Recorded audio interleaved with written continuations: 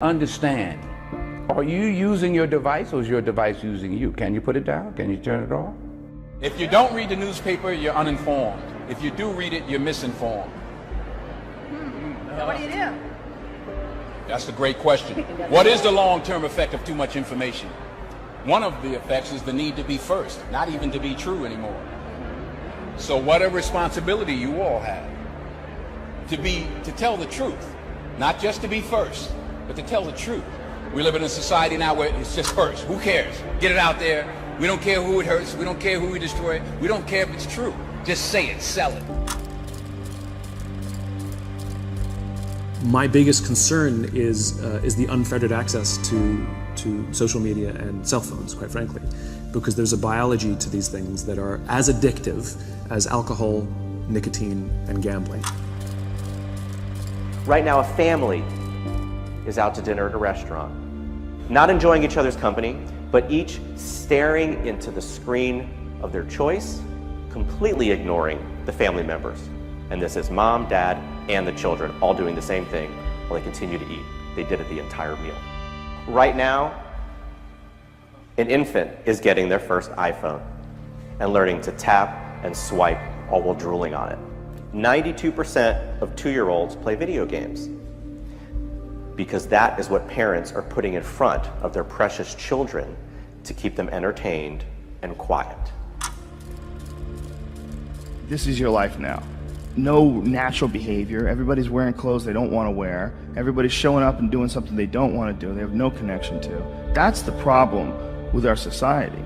And then what's the reward for all this stuff? Go home, get a big TV. Go home, you're gonna get a shiny belt buckle. You're gonna get a nice purse. You're gonna wear shoes that you couldn't afford last week. You're gonna get that dream car. And every week we're chasing down this new object. And every week we're trying to fill this hole in this sad shadow of a life that we've been left with after work. That you work 8 to whatever the hours a day plus commuting, and then you're like this. And that's your life. That's your real life. All that other stuff is not your life anymore. All that other stuff is work. And most of us have committed to that. I know you've been there before, and I've been there before. And we understand that it's a trap because we got out of it. But for the people that are in it, a lot of times they don't even understand it's a trap. They just think it's a good job. They think they got dental. I'm doing really good. I got my own parking spots, got my name on it.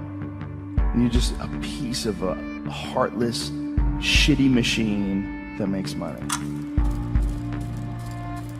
All these kids that are graduating college with these $80,000 degrees that can't even work at Starbucks. All the people who put their money in the stock market and bought all this real estate, 2008, it all went away. Don't let anybody fool you into believing that there's a guarantee, that there's a safe way.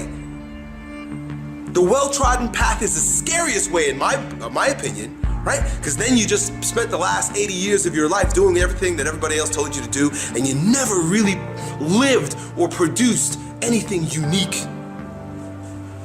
If everybody's going this way, go that way.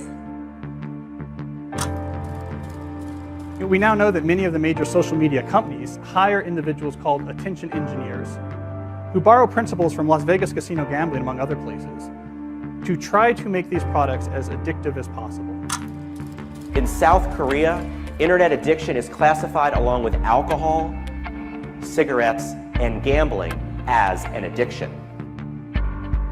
You know, it's about balance. It's not that they're inherently bad, and it's not that texting or social media is inherently bad, but it's when it gets out of balance.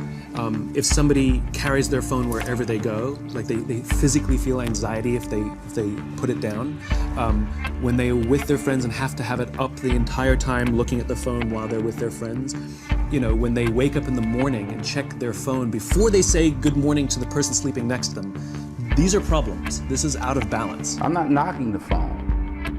What I'm saying is we have to understand, we have to at least ask ourselves, around the world, you here in England, wherever you are, what is it doing to us? This is therefore to say that transformation of human consciousness through meditation is frustrated so long as we think of it in terms of something that I myself can bring about. by some kind of wangle, by some sort of gimmick. Because you see, that leads to endless games of spiritual one-upmanship and of guru competitions. Of my guru is more effective than your guru. My yoga's faster than your yoga. I'm more aware of myself than you are. I'm humbler than you are. I'm sorrier for my sins than you are. I love you more than you love me. This interminable goings-on about which people fight and wonder whether they are a little bit more evolved than somebody else and so on. All that can just fall away. And then we get this strange feeling that we have never had, you see, in our lives, except occasionally by accident. Some people get a glimpse that we are no longer this poor little stranger and afraid in a world it never made, but that you are this universe, and you are creating it at every moment, because you see, it starts now. It didn't begin in the past. There was no past. See, if the universe began in the past, when that happened, it was now. See? Well, it's still now. And the universe is still beginning now, and it's trailing off like the wake of a ship from now. And the wake of the ship fades out, so does the past. You can look back there to explain things, but the explanation disappears. You'll never find it there. Things are not explained by the past. They're explained by what happens now. That creates the past, and it begins here. That's the birth of responsibility. Because otherwise, you can always look over your shoulder and say, well, I'm the way I am because my mother dropped me.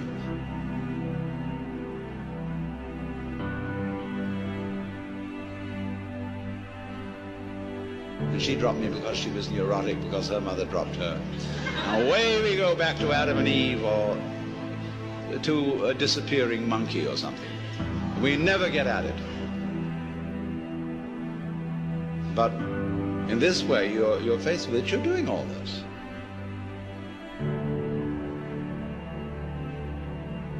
And that's an extraordinary shock. So, cheer up. You can't blame anyone else for the kind of world you're in. And if you know, you see that I, in the sense of the person, the front, the ego, really doesn't exist, then it won't go to your head too badly if you wake up and discover that you're God. Reggie Jackson struck out 2,600 times in his career, the most in the history of baseball. But you don't hear about the strikeouts. People remember the home runs. Fall forward. Thomas Edison conducted 1,000 failed experiments. Did you know that? I didn't know that. Because the 1,001st was the light bulb. Fall forward. Every failed experiment is one step closer to success. You've got to take risks, and I'm sure you've probably heard that before, but I want to talk to you about why that's so important. I got 3 reasons, and then you can pick up your iPhones. First, you will fail at some point in your life. Accept it. You will lose. You will embarrass yourself. You will suck at something. There's no doubt about it. And I know that's probably not a traditional message for a graduation ceremony, but hey, I'm telling you, embrace it, because it's inevitable. And I should know. In the acting business, you fail all the time. Early on in my career, I auditioned for a part in a Broadway musical. Perfect role for me, I thought, except for the fact that I can't sing. So I'm in the wings, I'm about to go on stage, but the guy in front of me, he's singing like Pavarotti. He's just, and he's just going on and on and on, and I'm just shrinking, I'm getting smaller and smaller. So they say, oh, thank you very much, and you'll be hearing from us. So I come out with my little sheet music, and it was Just My Imagination by the Temptations. That's what I came up with. So I hand it to the accompanist, and she looks at it and looks at me and looks out at the director and was like, all right. So I start, you know, I'm going to sing. I'm like, it's just my imagination once again, and they're coming away with me. And they're not saying anything, so I'm thinking I'm getting better. So I start getting into it. It was just my imagination. Running. They say, oh, yeah, thank you. Thank you very much, Mr. Washington. Thank you. So I assumed I didn't get the job. But the next part of the audition, he called me back. The next part of the audition is the acting part of the audition. Now I'm like, hey, okay, maybe I can't sing, but I know I can act. So they pair me with this guy, and again, I didn't know about musical theater. And musical theater is big, so they can reach everyone all the way in the back of the stadium. And I'm more from a realistic, naturalistic kind of acting where you actually talk to the person next to you. So I don't know what my line was. My line was, well, hand me the cup. And his line was, well, I will hand you the cup, my dear. The cup will be there to be handed to you. And I said, oh, okay. Well, should I give you the cup back? Oh, yes, you should give it back to me because you know that is my cup and it should be given back to me. I didn't get the job. But here's the thing. I didn't quit.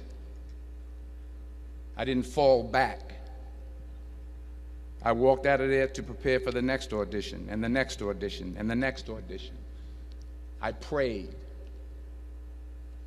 I prayed, and I prayed. But I continued to fail, and fail, and fail. But it didn't matter, because you know what? There's an old saying, you hang around the barbershop long enough, sooner or later you're going to get a haircut. So you will catch a break, and I did catch a break. Last year, I did a play called Fences on Broadway. Someone talked about it. Won the Tony Award. And I didn't have to sing, by the way. But here's the kicker. It was at the Court Theater. It was at the same theater that I failed that first audition 30 years prior. The point is, and I'll pick up the pace, the point is every graduate here today has the training and the talent to succeed. But do you have the guts to fail? Here's my second point about failure. If you don't fail, you're not even trying. I'll say it again. If you don't fail, you're not even trying. My wife told me this great expression. To get something you never had, you have to do something you never did. Les Brown's a motivational speaker. He made an analogy about this. He says, imagine you're on your deathbed, and standing around your deathbed are the ghosts representing your unfulfilled potential, the ghost of the ideas you never acted on, the ghost of the talents you didn't use. And they're standing around your bed, angry, disappointed, and upset. They say, we came to you because you could have brought us to life, they say. And now we have to go to the grave together. So I ask you today, how many ghosts are going to be around your bed?